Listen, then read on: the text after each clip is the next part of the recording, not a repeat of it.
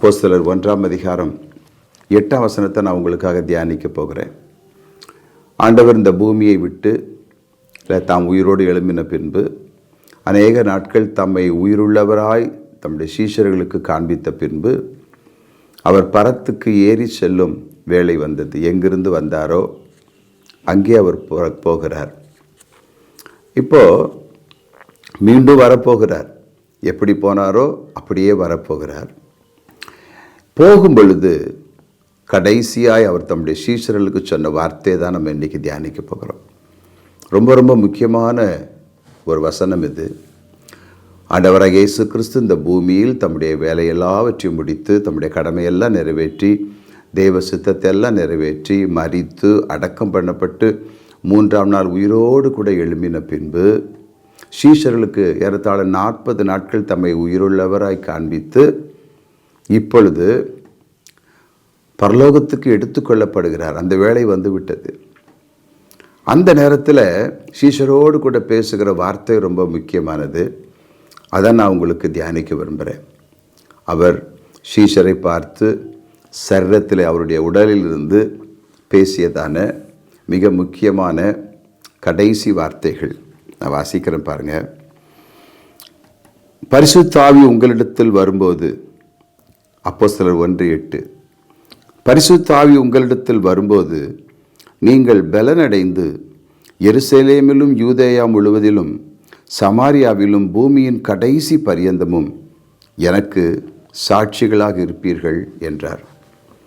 ஆண்டவராக இயேசு கிறிஸ்து உயர எடுத்துக்கொள்ளப்படும் வேளை வந்தபோது சீஷர்கள் கேட்குறாங்க, ஆண்டவரே, இக்காலத்தில் ராஜ்யத்தை இஸ்ரேலுக்கு மீண்டும் தருவீர். மீண்டும் நாங்கள் ஒரு தாவீதின் ஆட்சியை இந்த காலத்தில் பார்க்க போகிறோம். அப்போ அவங்களுக்கு இந்த ப்ராமிஸ் எல்லாம் தெரியுது, இந்த வாக்குத்தத்தம் எல்லாம் தெரியுது. அவங்க அதற்காக எதிர்பார்த்து காத்துக்கிட்டு இருக்கிறாங்க.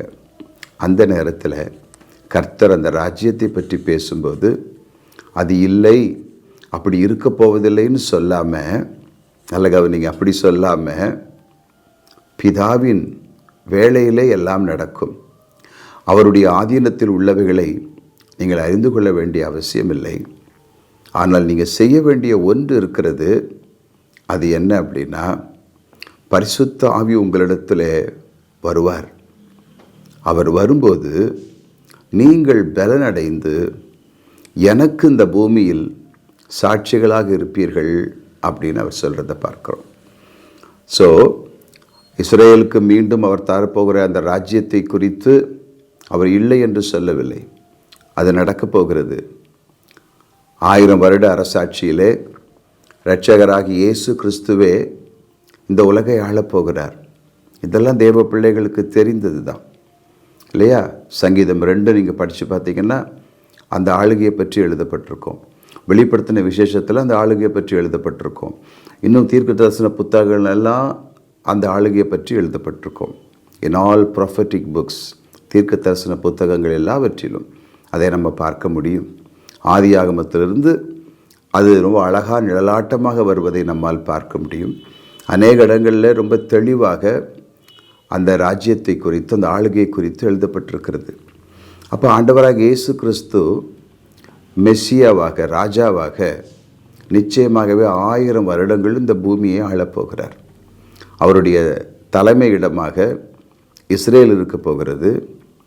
அந்த தலைமை இடத்தினுடைய எல்லைகளெல்லாம் கூட ஆதியாகமம் 15ஆம் அதிகாரத்தில் ரொம்ப அழகாக எழுதப்பட்டிருக்கிறது. சரியா? நல்லா கவனிச்சுட்டே வாங்க இதெல்லாம். அப்போது அந்த ஆளுகை வரப்போகிறது, அவருடைய பிரசன்னமாகுதல் வரப்போகிறது, அவர் ஆளப்போகிறார்.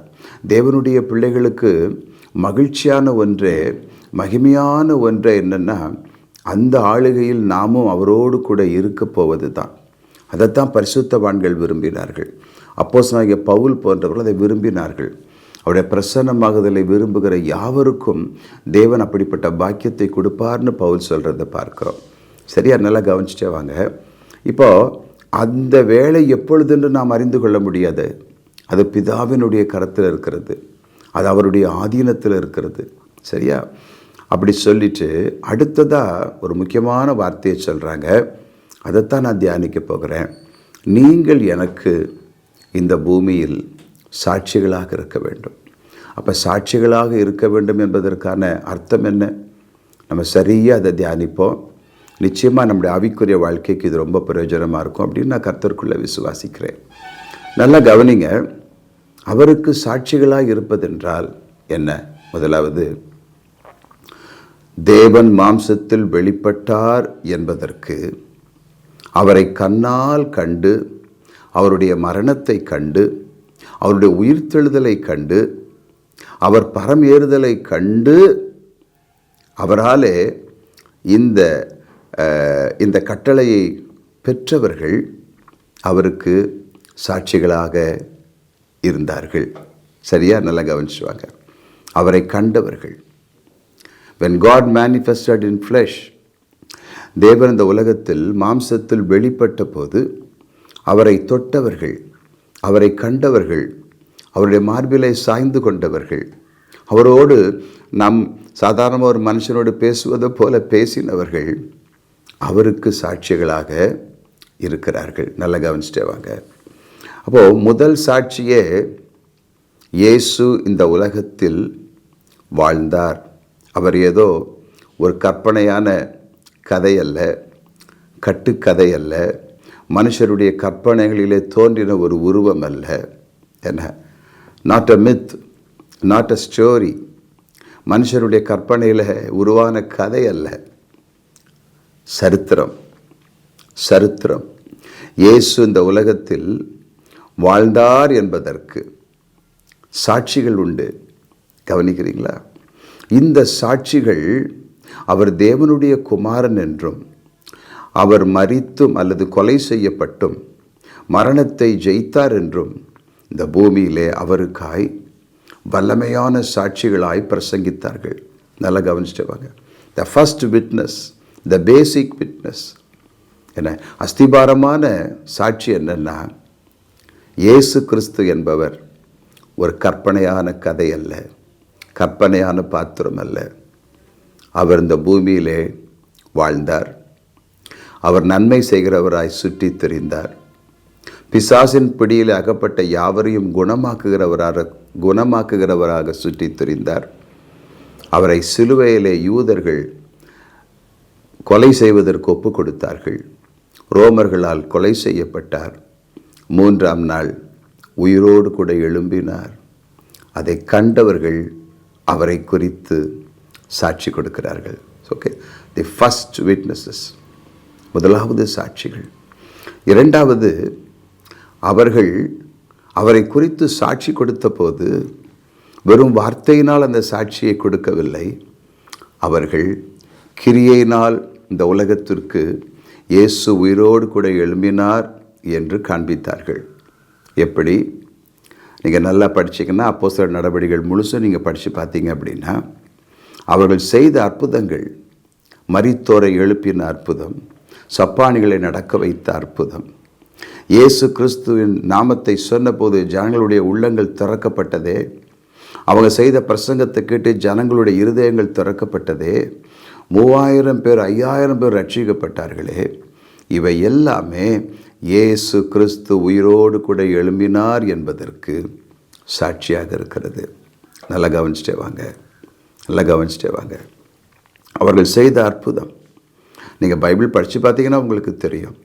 பேதுருவினுடைய ஒரு சாதாரண மனிதன் பேதுரு, கலிலேயா கடற்கரையிலே மீன் பிடித்து கொண்டிருந்ததான ஒரு மனிதன் பேதுரு. ஆனால் இந்த பேதுரு பேசின தைரியத்தை ஜனங்கள் கண்டபோது, இந்த பேதுருக்குள்ளிருந்து வெளிப்பட்டதான ஜீவனுள்ள தேவனுடைய வார்த்தைகளை ஜனங்கள் கண்டபோது, அவர்கள் உண்மையாகவே இவர்கள் இயேசுவோடு கூட இருந்தவர்கள் என்று சாட்சி சொன்னார்கள். ஒன்று, அது மட்டுமில்லை.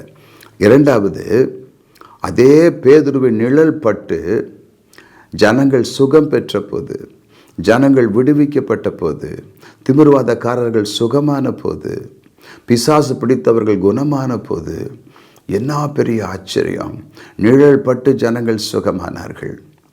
இவங்க ஒரு சப்பானியை பார்த்து எழும்பி நட இயேசுவின் நாமத்தில் சொன்னபோது அந்த சப்பானி எழும்பி நடந்தான். இதெல்லாம் அந்த உலகம் பார்த்தது. ஸோ இரண்டாவது, அவர்கள் தங்கள் கிரியைகளினால் அவங்க ஊழியத்தினால் அவருக்கு சாட்சிகளாக இருந்தார்கள். மூன்றாவது, அவருடைய வாழ்க்கை தரம், அவங்களுக்குள்ள இருந்த தெய்வ பக்தி, அவங்களுக்குள்ள இருந்ததான பரிசுத்த ஜீவியம், அவங்களுக்குள்ள இருந்ததான கனி நிறைந்த வாழ்வு, தங்கள் ஜீவனையே கர்த்தருக்காக ஒப்பு கொடுத்தாங்களே அந்த தியாகம். நல்லா கவனிச்சிட்டே வாங்க பிரதர்ஸ், ரொம்ப பிரயோஜனமாக இருக்கும் இது உங்களுக்கு. இன்றைக்கு கிறிஸ்தவர்களாகிய நம்முடைய வாழ்க்கைக்கும் அன்றைக்கு வாழ்ந்ததான அவர்களுடைய வாழ்க்கைக்கும் எவ்வளோ வித்தியாசம் இருக்குது பாருங்கள். இன்றைக்கு நம்முடைய தேவைகளுக்காக நம்ம ஆண்டவரை தேடக்கூடியவங்களாக இருக்கோம் நம்மள நிறைய பேர். ஆனால் அன்றைக்கு அவங்க தங்கள் ஜீவனையும் அவருக்காக கொடுக்கக்கூடியவங்களாக இருந்தாங்க. அவங்க யாரையும் எதிர்த்து நிற்கலை. எப்படி இரட்சகர் யாரையும் எதிர்த்து நிற்கலையோ அதே போல் அவங்களும் யாரையும் எதிர்த்து நிற்கலை.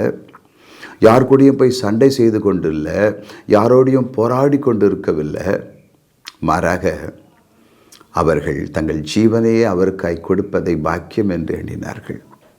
உலகத்தால் அவங்கள குற்றப்படுத்த முடியல, இவங்களை குறைப்படுத்த முடியல. இவங்க பாவிகள்னு சொல்லலை, இவங்க அக்கிரமக்காரர்னு சொல்ல முடியலை.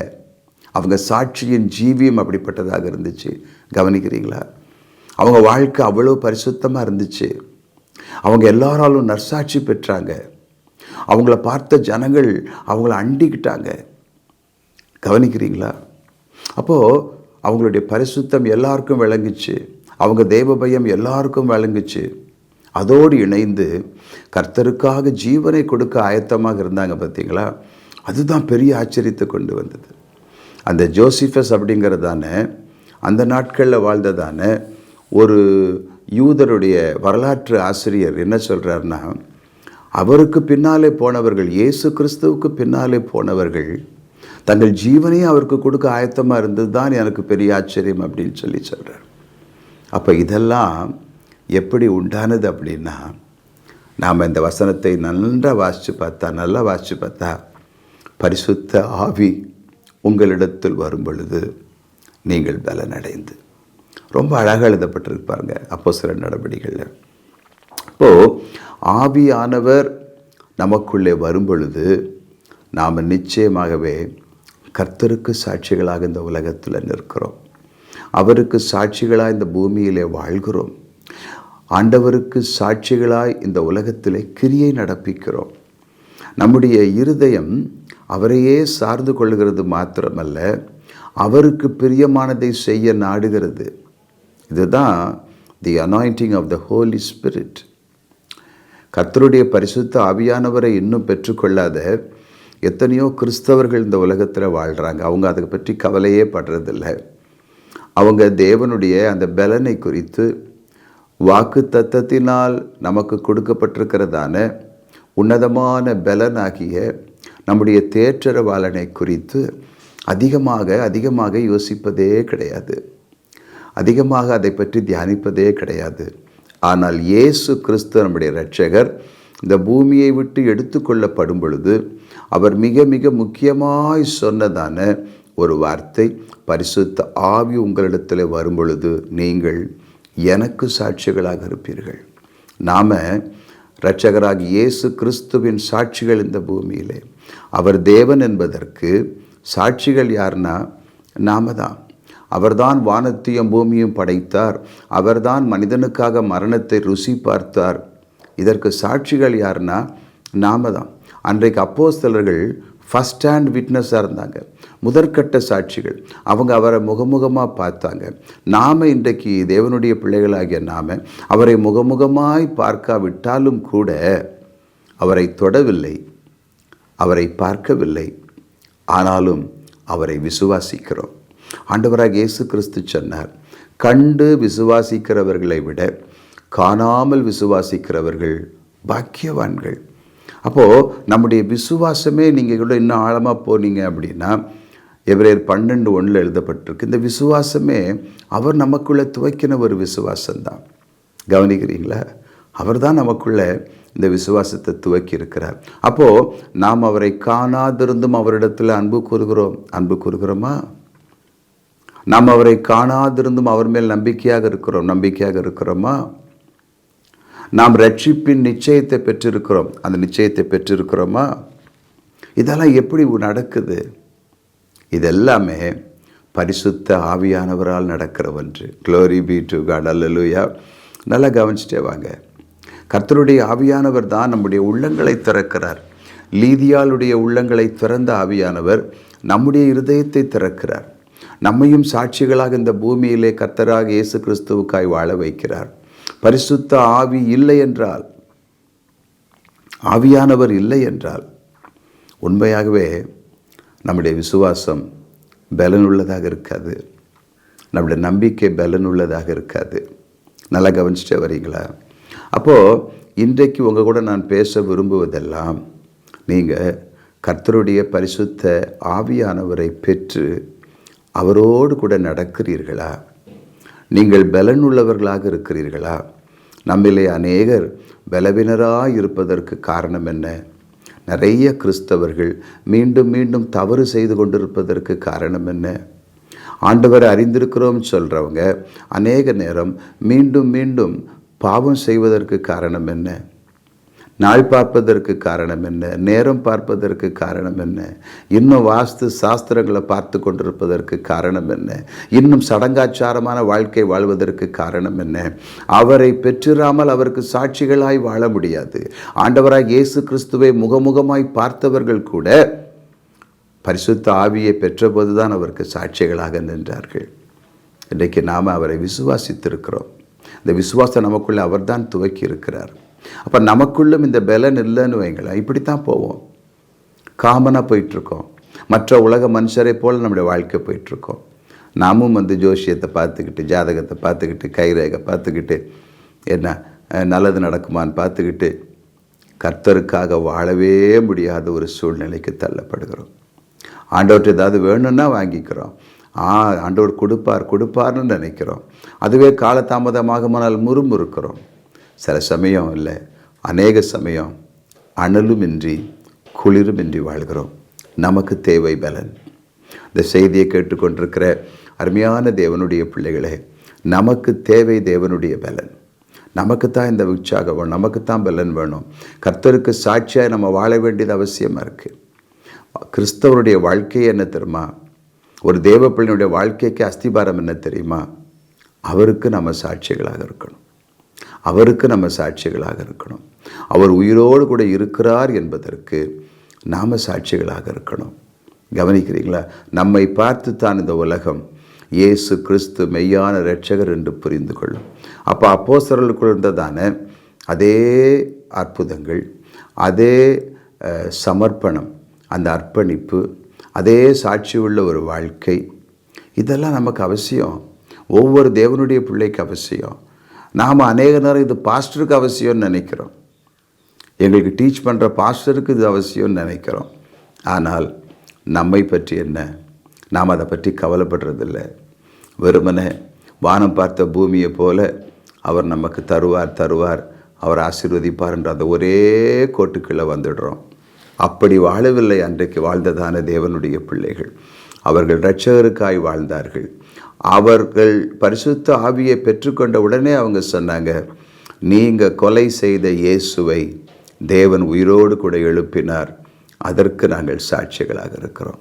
நீங்கள் இன்றைக்கு உயிருள்ள ஆண்டவருக்கு சாட்சிகளாக இருக்கிறீங்களா? இயேசு கிறிஸ்து உயிரோடு கூட இருக்கிறார் என்பதற்கு உங்கள் வாழ்க்கை சாட்சியாக இருக்குதா? உங்கள் கிரிய சாட்சியாக இருக்குதா? உங்களை பார்த்து ஜனங்கள் இயேசு கிறிஸ்து தான் மெய்யான தேவன் என்று அறிந்து கொள்ள முடியுமா? அதுதான் முக்கியம். இதுதான் நம்ம இந்த உலகத்துக்கு தேவனுடைய பிள்ளை என்று காட்டும். நாம் சபைக்கு போவதனால அல்ல, நாம் அவரை விசுவாசித்து சபைக்கு சென்று அவரை ஆராதிக்கிறோம். நம்முடைய வாழ்க்கை ரொம்ப முக்கியம். நம்முடைய வாழ்க்கை தான் கர்த்தரை உலகத்துக்கு பிரதிபலிக்கும். அதைத்தான் ஆண்டவராக இயேசு கிறிஸ்து சொன்னார், மலையின் மேல் இருக்கிற பட்டணம் மறைந்திருக்காது, அதை மறைக்க யாராலும் முடியாது. அதன் அர்த்தம் என்ன? ஒரு மனிதன் தேவனோடு கூட இருப்பான், ஆனால் அவன் தன்னுடைய கிரியையின் மூலமாக தேவனை இந்த உலக ஜனங்களுக்கு வெளிப்படுத்துகிறான். ஜனங்கள் அந்த மனுஷனுடைய வாழ்க்கையை பார்த்து தேவன் ஒருவர் உண்டு அப்படின்னு விசுவாசிக்கிறாங்க. இதுதானே பூமியிலே சபையானது அவருக்கு சாட்சியாக வைக்கப்பட்டிருக்கிறது. ஆகையினால் உங்கள் வாழ்க்கை குறித்து எச்சரிக்கையாக இருங்க. உங்கள் பேச்சை குறித்து எச்சரிக்கையாக இருங்க. மற்ற மனுஷங்க நம்ம பார்க்குறாங்க, அதை குறித்து நம்ம எச்சரிக்கையாக இருக்கணும்.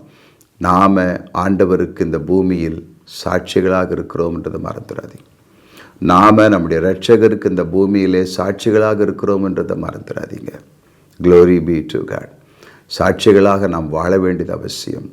அவர் தேவன் என்று நாம தான் இந்த பூமிக்கு சாட்சி சொல்லணும். நாம தான் இந்த உலகத்துக்கு சாட்சி சொல்லணும். நாம தான் கர்த்தருக்கு இந்த பூமியில் சாட்சிகளாக இருக்கிறோம். அவர் என்ற இரட்சகர் எனக்காக ரத்தம் சிந்தினார், உயிரோடு கூட எழும்பி இன்றைக்கு தேவனுடைய வலது பக்கத்தில் தேவகுமாரன் வீற்றிருக்கிறார்னு அவரை குறித்து சாட்சி கொடுக்க வேண்டியது நம்முடைய வாழ்க்கை தான். அதற்காகவே அவர் நம்மை தெரிந்து கொண்டிருக்கிறார். மறந்துடாதீங்க. அப்படி செய்வதற்கு நமக்கு தேவை ஷியர் ஸ்ட்ரெங்க். நமக்கு உன்னத பலன் வேண்டும். கர்த்தருடைய பலன் வேண்டும்.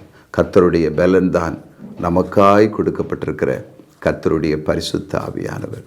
ஆகையினால் என் அன்பு சகோதர சகோதரிகளே, கர்த்தருடைய பிள்ளைகளே, கர்த்தருடைய ஊழியக்காரரே, அந்த பலத்தில் டெய்லி நிரம்புவோம். அதை தானே தாவீது சொல்கிறாரு. தாவீது என்ன சொல்கிறாரு? கர்த்தருடைய சமூகத்தை நாடுங்கள், அவருடைய வல்லமையை தேடுங்கள், அவருடைய சமூகத்தை நித்தமும் நாடுங்கள். Everyday seek his presence for his strength. அன்றாடம் அதைத்தானே நம்ம பவுல் சொல்கிறார். அப்போஸ்தலனாகிய பவுல் என்ன சொல்கிறார்? கடைசியாக சகோதரரே, கர்த்தரிலும் அவருடைய சத்துவத்தின் வல்லமையிலும் பலப்படுங்கள். ஆகையினால் என் அன்பு நண்பர்களே, அன்பு கர்த்தருடைய பிள்ளைகளே, ஒவ்வொரு நாளும் அந்த பலத்தில் பெருகுவோம். கர்த்தருடைய ஆவியானவருக்கு நம்மை முழுவதும் ஒப்பு கொடுப்போம். நம்முடைய ஓட்டம் முடிய போகிறது. எல்லாருடைய வாழ்க்கையும் ஒரு நாள் முடிய போகுது. முடியும் போது தான் பயம் வரும். நான் என்ன செய்த ஆண்டவருக்காக, நான் எப்படி வாழ்ந்த என் ஆண்டவருக்காக, அவர் எனக்கு தன்னை வெளிப்படுத்தினாரே, நான் அதற்கு என்ன செய்தேன்? ரொம்ப முக்கியம். அன்றைக்கு ஏமாந்து போய் தலை குனிஞ்சிட்டோன்னு வைங்களேன், நமக்கும் அவருக்கும் உறவில்லாமல் போயிடக்கூடாது. ஆகையினால் நம்முடைய வாழ்க்கை ரொம்ப முக்கியம். நம்முடைய லைஃப் தான் ரொம்ப முக்கியம். எல்லாவற்றோட நம்முடைய வாழ்க்கை தான் முக்கியம். நம்முடைய வாழ்க்கை இயேசு தேவனுடைய குமாரன் என்றும் அவர் உலக இரட்சகர் என்றும் ஜனங்களுக்கு முன்பு சாட்சியாக நிற்க வேண்டும். அதற்கு உன்னத பலன் வேண்டும். அந்த பலனை பெற்றுக்கொள்ளுங்கள். கர்த்தருக்கு சாட்சியாய் வாழ்ந்தவருக்கு ஊழியம் செய்யுங்கள். கர்த்தர் உங்களை ஆசீர்வதிப்பாராக. ஜெபிப்போம். தகப்பனே, இந்த தியானத்துக்காக நாங்கள் உமக்கு நன்றி சொல்லுகிறோம். நீரே எங்களை பலப்படுத்தி எங்களுக்கு சகாயம் பண்ணுகிறவர். நாங்கள் எங்கள் இரட்சகராகிய இயேசு கிறிஸ்துவுக்கு சாட்சிகளாய் வாழும்படிக்கு தம்முடைய பரிசுத்த ஆவியானவரை எங்களுக்கு கொடுத்திருக்கிறீங்க. நாங்கள் அப்படியே அவரை பெற்று அவரிலே பரிபூர்ணமாய் நிலைத்திருந்து கர்த்தருக்கு சாட்சிகளாய் உங்கள் நாம மகிமைக்காக பூமியில் வாழ எங்களுக்கு கிருபை செய்யுங்க. எங்கள் ஊழியங்களும் அப்படிப்பட்டதாகவே இருக்கட்டும். இரட்சகர் இயேசு கிறிஸ்துவின் நாமத்தில் எல்லா துதியும் கனமும் மகிமையும் நாங்கள் உங்களுக்கு ஏறெடுக்கிறோம். எங்கள் நல்ல பிதாவே. ஆமேன், ஆமேன். So God bless you.